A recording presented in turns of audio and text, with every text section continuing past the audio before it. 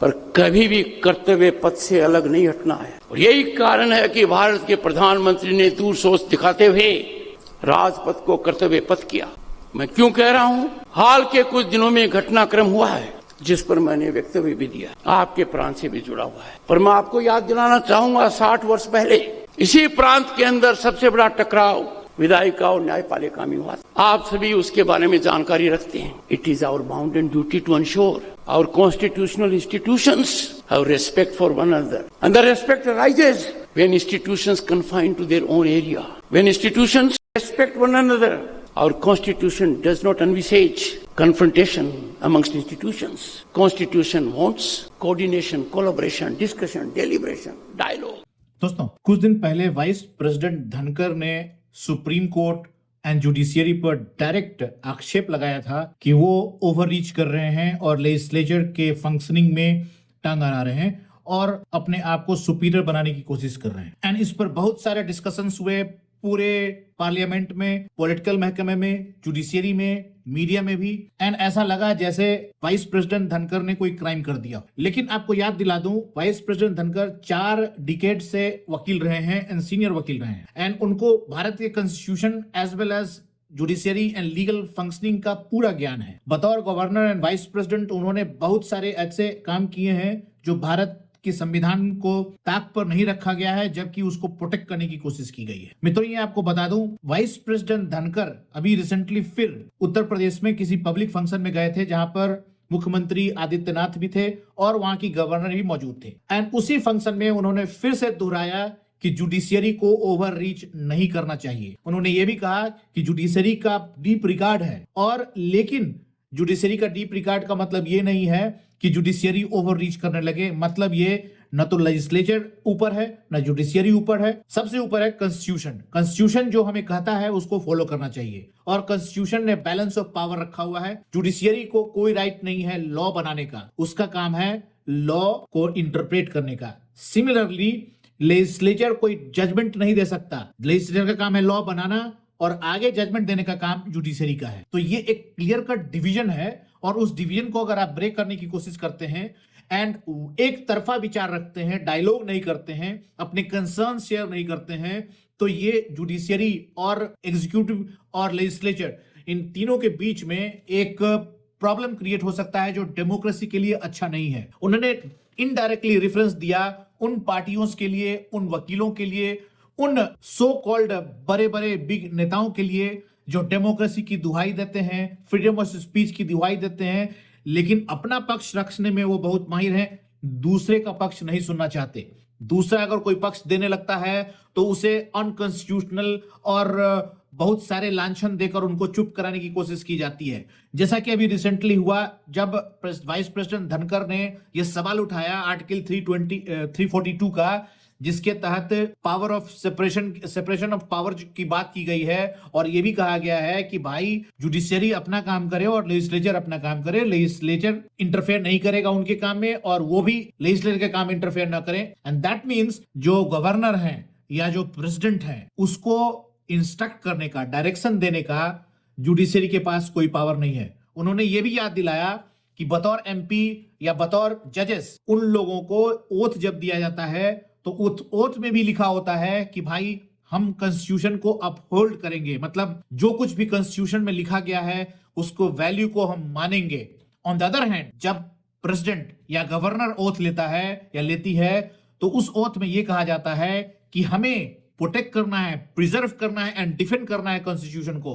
ये उनका ओथ होता है। तो ऐसी स्थिति में ये जब ओथ ले रहे हैं उस समय भी ये डिफाइन किया गया है कि president as well as governor के पास हेडशिप है, पावर है। गवर्नर स्टेट का हेड है एंड प्रेसिडेंट वो भारत का हेड है। और ऐसी स्थिति में हेड्स को अगर जुडिशरी इंस्ट्रक्शन देने लगे और वो हेड और वो पार्लियामेंट जिसको 140 करोड़ जनता इलेक्ट करके भेजती है, जिसके बेसिस पर डेमोक्रेसी टिका हुआ है, उस डेमोक्रेसी में बनाए गए लॉज को अगर जुडिशियरी लॉ बनाने लगेगी एंड उसको खारिज करने लगेगी तो इंडियन कॉन्स्टिट्यूशन के लिए अच्छा नहीं होगा, इंडियन डेमोक्रेसी के लिए अच्छा नहीं होगा। उन्होंने इमरजेंसी में हुए गलतियों का भी एहसास दिलाया और कहा कि देखिए इमरजेंसी के समय में कैसे जब लेजिस्लेचर एक्स्ट्राऑर्डिनरी पावर ले लिया था तो क्या हुआ था, और उसकी जो निगेटिविटी है, जो छाप है, वो जो दर्द है, अभी तक भारतीयों के पास है और वो अपने पटल से नहीं गया है। और इन सब को बैलेंस करने के लिए सबसे जरूरी है डायलॉग। और जब डायलॉग नहीं होता और सिर्फ एक तरफा ऑर्डर दिया जाता है या प्रोनाउंस कर दिया जाता है, तो उस समय डेमोक्रेसी नहीं रहता, वो एक ऑटोक्रेटिक मूवमेंट की तरफ चला जाता है। और डेमोक्रेटिक फंक्शनिंग के लिए बहुत जरूरी है कि भारत में डायलॉग हो, बैलेंस ऑफ पावर हो। मित्रों, ये मैंने पूरे रिकॉर्ड जो हैं वाइस प्रेसिडेंट धनखड़ का, उसका हाईलाइट तैयार किया है। आप उसको देखें पूरे डिटेल में और अपने विचार और कमेंट देना ना भूलें। आपने समय दिया उसके लिए बहुत बहुत धन्यवाद। मित्रों, हमारे चैनल कानून प्लस को जरूर सब्सक्राइब करें एंड अपने विचार कमेंट बॉक्स में देना ना भूलें। धन्यवाद मित्रों, hope to see you again, adios. और इसीलिए मैं कहता हूं, आज के दिन India is bubbling with hope and possibility.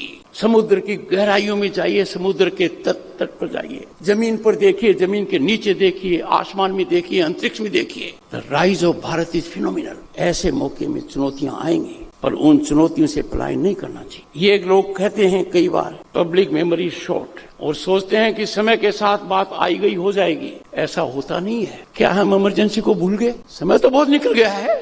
Emergency की काली छाया आज भी हमको नजर आती है। Darkest period of Indian history, where legs were put behind the bars, access to judiciary was negative। मौलिक अधिकारों का दूर दूर तक कोई नाम नहीं रहा, लाखों लोग जेल में चले गए। हम नहीं भूले। उसी तरीके से हाल में जो पीड़ादायक घटना हुई है, मैं मानकर चलता हूं, मेरा दृढ़ मत है, हम इसमें विश्वास करना पड़ेगा कि every person is innocent. Innocence has a premium value in democracy. तो हमारे वेदों का जो दर्शन है अनंतवाद, वो खत्म हो जाएगा और उसके बाद उपज होगा अहम और अहंकार। अहम और अहंकार व्यक्ति और संस्था के लिए घातक है। भारत दुनिया का सबसे बड़ा लोकतंत्र है, सबसे पुराना लोकतंत्र है। हमारी सांस्कृतिक विरासत बेमिसाल है। तो कोई भी किसी भी परिस्थिति में इनको चुनौती दे तो उस चुनौती को हमें स्वीकार करना चाहिए। We should not get away from facing the challenges. Any other step, expedient, escapist, opportunistic, is reflective of cowardice।